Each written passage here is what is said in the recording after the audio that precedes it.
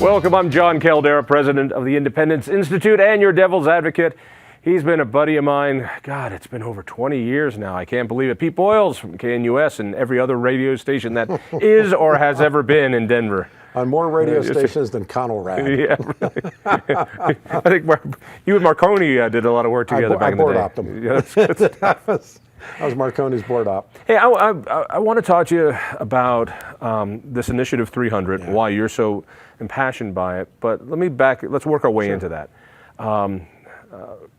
First, let me talk about alcoholism. You have always been so public about your drinking problem, and you just told me it's been 35 years. 34. 34 years. I remember the days. You didn't know me back when you were a drinker, but I sure as hell knew you because I would listen to you.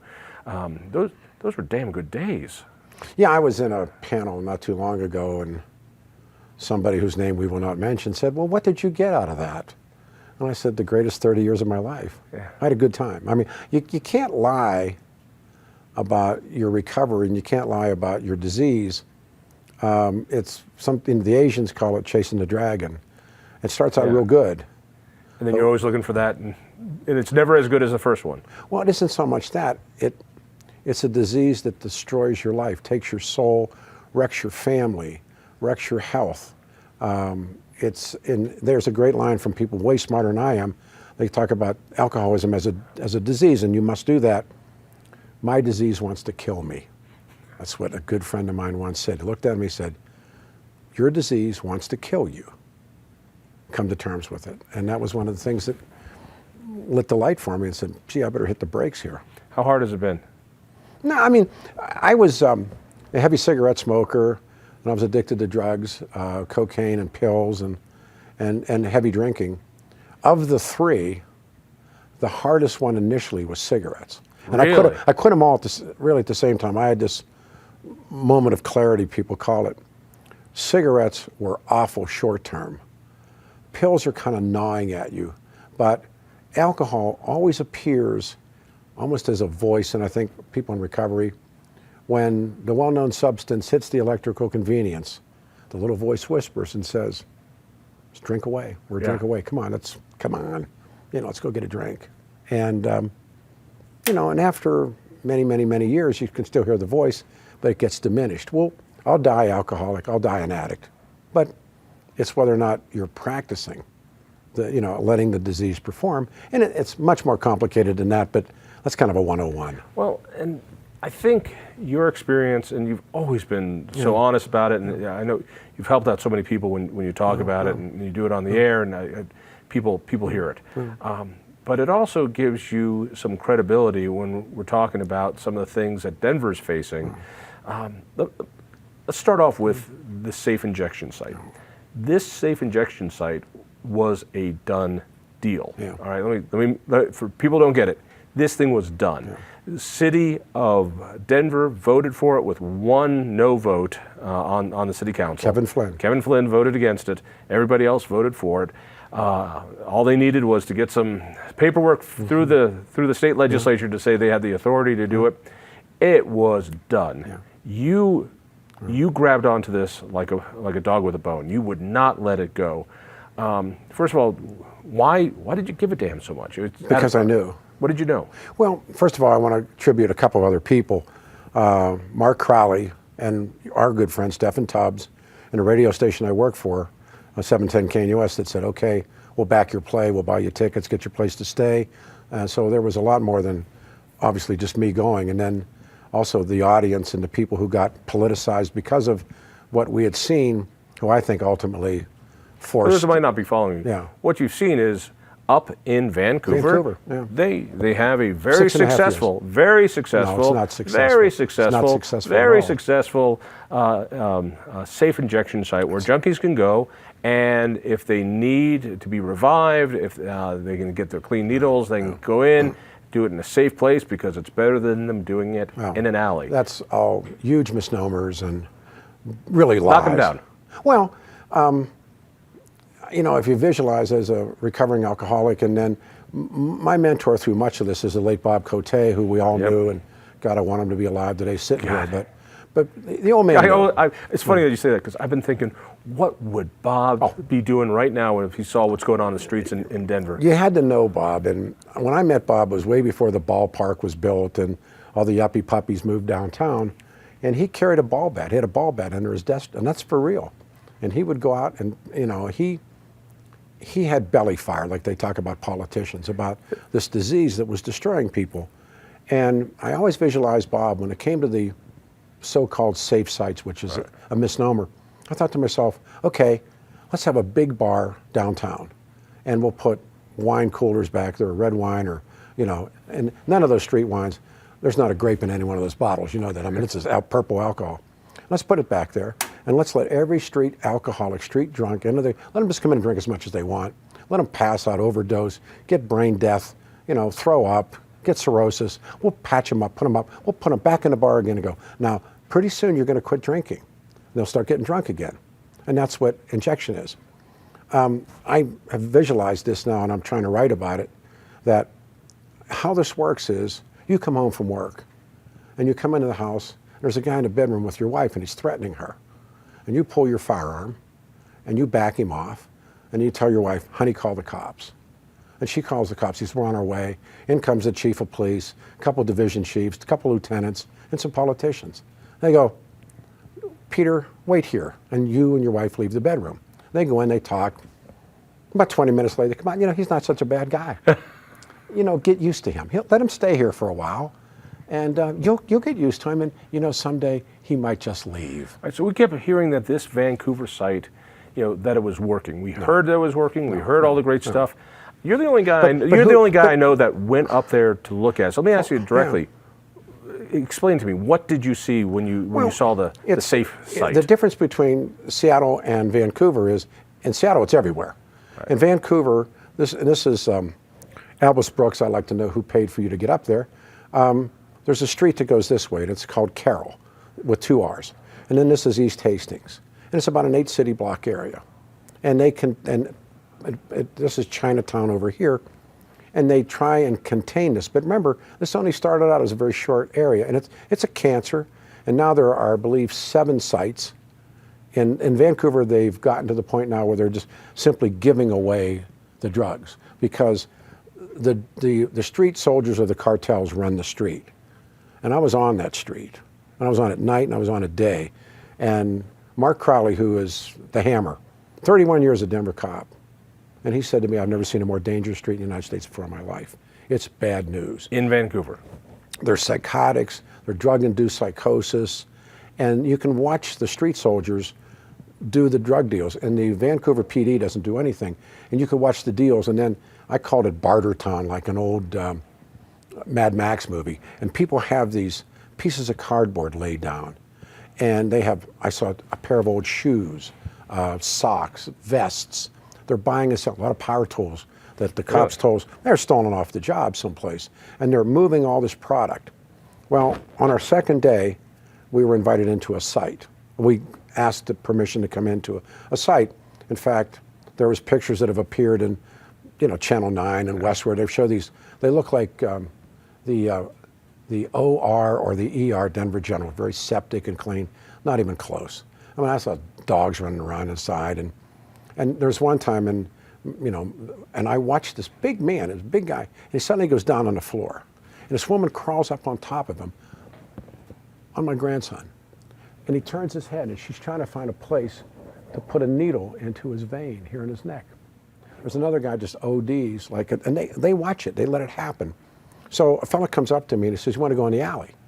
And the alley behind, and it's very much like Lambert Square, old buildings with alleys and things. I said, well, sure. And he says, and I don't know if it was a challenge, but he said, take your rings off. And I only had 1 ring on. He said, got a chain around your neck? I said, no. He said, you got a watch? Take it off. True story. And we go out in the alley.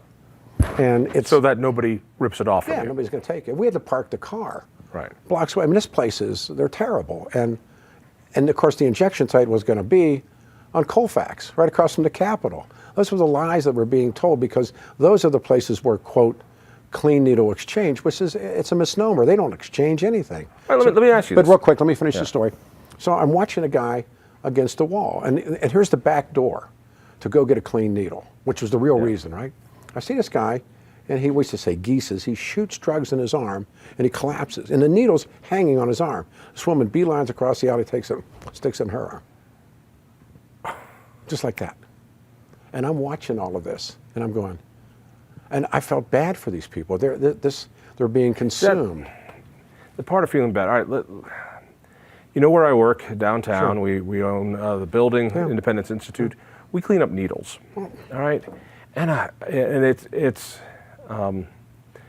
and I'm told if only we have this safe injection site, then there'll be less needles that people will come in. So Jon, you didn't see any needles up in I saw Vancouver, needles did you? everywhere. No, you didn't. They don't. Because the Bible tells me so, right? Yeah. No, there's needles in the alleys, needles everywhere. And you don't exchange, here's my dirty needle, give me a clean one. You ask for needles, they give them to you.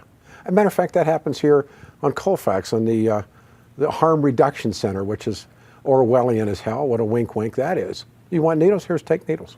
All right, so you were, I think, the leading voice in swelling up opposition to this. Yeah. And this year, maybe next year, but this year the state capital said we're not touching it. And so I don't even know who was introduced. It was pulled. Brittany Pedersen was, I think, the lead in the Senate she on was. this. Yeah. And she pulled it. She tapped out. Yeah. So congratulations. But along comes something that I think is even better than a safe injection site. I think it's even, it's more long-term. It's Initiative 300, Right to Survive, which is a great Orwellian name. again. You're right. What it is a squatter's rights law that says you can camp anywhere and you can camp there permanently. And the other part that I find pretty fascinating, you can take your car, park it wherever you want as long as it's a legal place to park it, and that's your home. I tell people, visualize Cousin Eddie in Christmas Vacation. Now, so we put the band back together, and I go in and sell this to the management and say, hey, that worked so well. How about we do it again? And this time we go to Freatle. That's what they call it, Freatle. Well, first of all, people might not realize San Francisco and Seattle are the predecessors to what Denver will absolutely become when I-300 passes. And in fact, there are some people that I read and listen to that Denver's really a repeal. It's not new laws, it's repeal of old laws. And this goes back to, and actually I was there the night that the CSP and the Denver cops did a great job in taking down Occupy Denver. Right. And they took that whole town out of there. That's 2012. So the It was city, a shanty town. Absolutely. Well, Had scabies, it had Jon, the works. Remember in vaudeville, some guy would come out and say, you folks ain't seen nothing yet. Remember that? Yeah. Well, Actually, I don't remember that, but I'm going to take your elderly word for it. The guy would have a top hat and a cane. But now I say that. And so, once again, the hard-hitting city council votes 12-1 to let people shoot crank.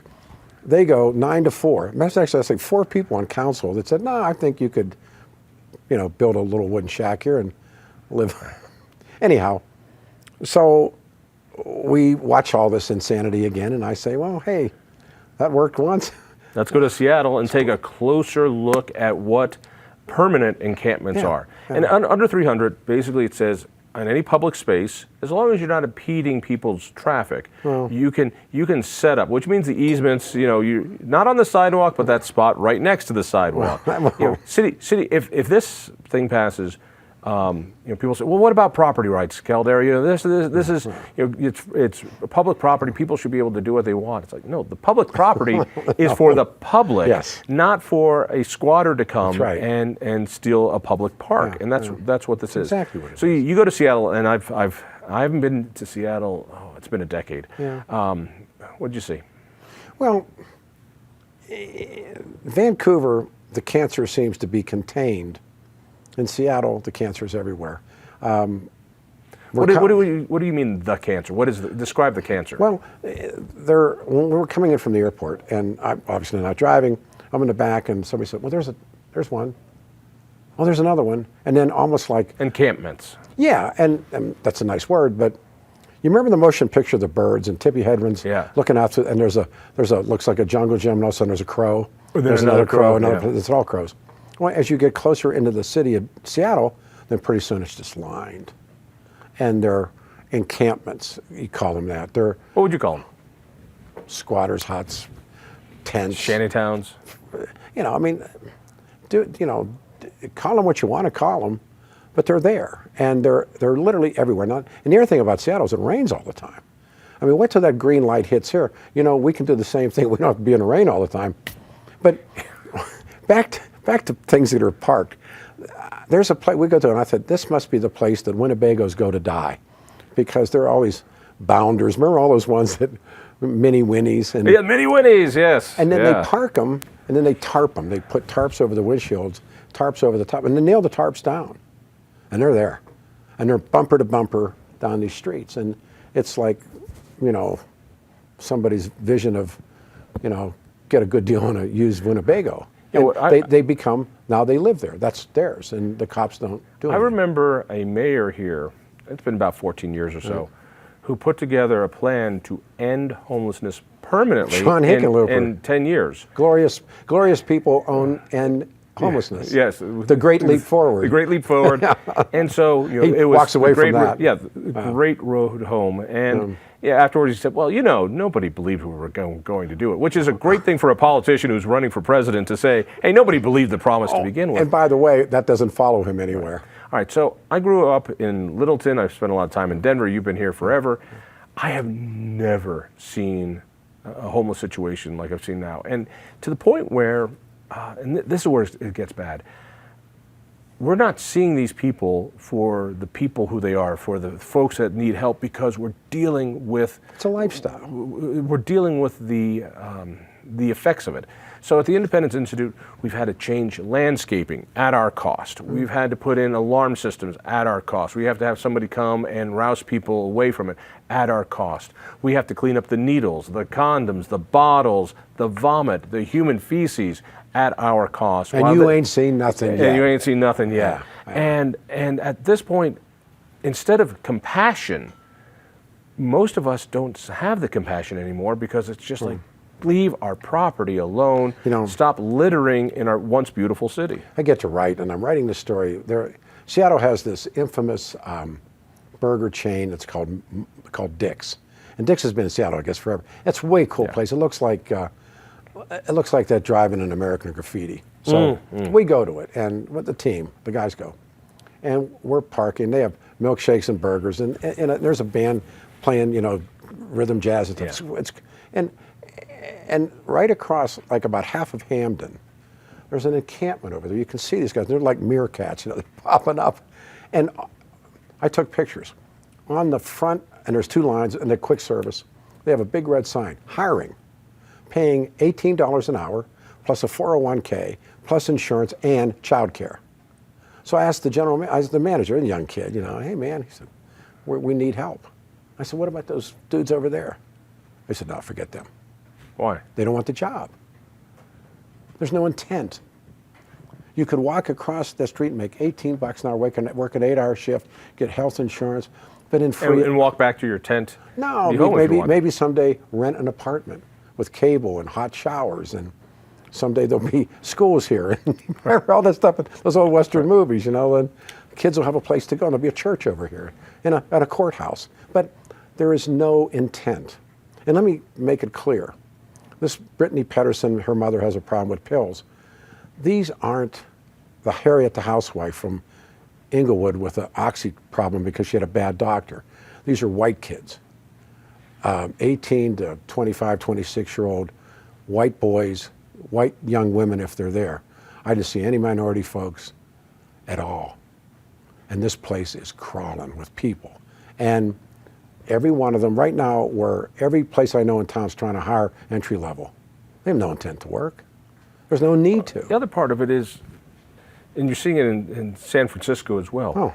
I know more people who said, I've been to San Francisco, used to love the place. I am never going back. And I'm certainly not taking my kids there. You know, Seattle was one of my favorite cities.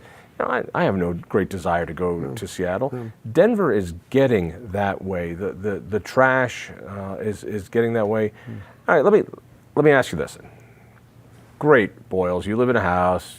You got your life together. That's terrific.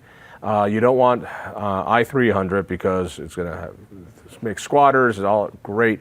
What the hell do you want then? There are people who are hurting, and all you're doing is saying, go get a job. When I was with Bob Cote for almost 25 years, I watched miracles happen. But there were 3 rules: sobriety, accountability, and a job. I watch people there, and sometimes in recovery they talk about someone they call a hopeless. They're just hopeless alcoholics. I mean, and Bob Cote said, I don't believe in such a thing as a hopeless alcoholic. And I don't believe there's hopeless addicts. And I know there's a couple programs here in town run by young kids, smart kids. The stool has 3 legs. Remove any one of those legs and the stool goes. Sobriety, accountability, and a job. But Bob did something that so few did. One, he never took any government money, Nickel, so that he none of it. could be tough. He said, we will get you a job, and you come in, don't worry, we've got a job for you, we got a bed for you. You know, we're going to bring you through rehab, we're going to test you, and you have a hot UA, you're out. And the other part was the mentoring that happened there. So the guys are in basically a dorm, but the guys upstairs in the apartments have their own apartments. But they work to that level. Yeah, and they have a TV. And the guy goes, how'd you get the TV? He said, I bought it. What do you mean you bought it? Now I say we collectively, now Step has apartment houses. The guys are transitioning into apartments. It's now called Step Denver, and they do incredible work. But the point of this is, this notion that I'll take care of you, and it's okay for you to drink, for you to get high, anybody that's called enabling. And in so many alcohol families, the mother or the father will enable someone, and he just needs this, he just needs this, he just needs a job, and you kill him. And Cote was a hard ass, but he knew that that's what it took, because that's what he did to himself. Bob was a street guy. Yeah. Are you suggesting then that we use force for people who stay on the street and pull them out and force them to have a job? How do you make that happen? Well, the ACLU is not going to let you do and that. I care what they think, but but the judges do. Oh, I understand that, but you asked me what I think. Yeah. There's a story, after and here I'm going to cheer on Mao, but after the revolution, in the British, my most unfavored country in the world, they addicted the Chinese with opium. They did it with intent. And they got the opium wars. They got Hong Kong, Portuguese got Macau. And you read about how the British intentionally addicted a nation. And the belief is 1 in 4 Chinese was addicted. And the Civil War and the rest of it takes too long. So the Maoists win. And they come into the villages, and you can read all those Chinese books. And they came in, they found these people that were smoking opium. And they said, we'll be back. If you're still smoking opium, we're going to kill you. We'll be back. And when they came back, a lot of people would quit. A lot of people hadn't, and the Maoists killed them. And there's a Chinese word, and I don't know how to say it, but it means a useless mouth. And that's what they dubbed them. They also dubbed a lot of the elderly that as well. Yeah. But they were called the useless mouth. They all quit opium. Gee, that was amazing. How did that happen? Because probably the first time in my life, they feared Mao. All right. So, and I'm not saying that's the way, but bring it to Denver. It's called tough love. Because you're going to be out there, and I'll be out there saying, "Don't vote for this 300." Yeah, it's going to destroy what's left of the city. And the city, I mean, people are tired of it. But they ask a legitimate question, which is, all right, what's your answer? But Bob knew something called tough love. Bob used to say, these parents would finally show up, and Bob said, "You want to help them?" "Yes, I do." Bob said, "Don't help them. Back away."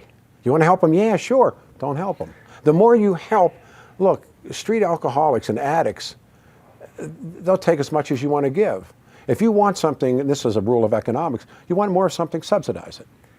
You know what Bob did also, you'll remember this, is that people say, "Can you spare a dime for food? We need food." And so he made all these books, coupons books, and said, good for a free meal anytime. And a place to stay. And a place to stay at Step 13. Yeah. He handed out tens of thousands of these books. How many people ever knocked on his door? He told me 2. That's right. 2. That's right. He told you the 30 same? years. Oh, I know. 30 years, yeah. 2 of them. What does that say? Channel 7 did a piece about a year ago, and there's some homeless guy, and this big, tall white kid. And over his shoulder, you can see the front door step. He said, "I have nowhere to go." And he's all angry, and the reporter's all angry. I said, "Yeah, dude, right there. But you got to quit drinking. You got to get a job, and you got to be accountable." You know the guilt that you feel when you pull up and there's a guy holding a sign on the street corner, and you're there, and you You know that if gonna you give buy a $1, drink. you're going to buy a drink, but still, Want to kill him? Give him something. Yeah, Kill him. right. You'll kill him. It takes discipline not to give him the money. It takes knowledge. It takes swallowing your guilt because he's going to look you right in the eyes. Sure, but these people are sociopathic. They know exactly what to say, how to look. They know they're schooled to say something. And, you know, the white Harriet, the housewife liberal, loves that. You know, and there's always some story. I didn't meet anybody up there that I thought this was an unemployed factory worker or an unemployed truck driver, an unemployed construction guy. I didn't meet that guy. I didn't meet him in Vancouver. And I sure as hell didn't meet him in Seattle. And the argument over the homeless have a spectrum.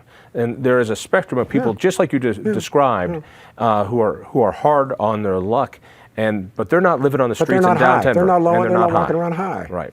And they're elderly, they're mentally ill, they're handicapped. But what percentage? I don't know, and it's hard to know.